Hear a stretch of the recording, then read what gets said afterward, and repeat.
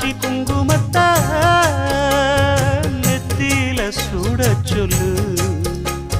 சொன்னதை நானும் கேட்கிறேன். சொர்ணமே அங்க போய் கூறிடு. அஞ்ச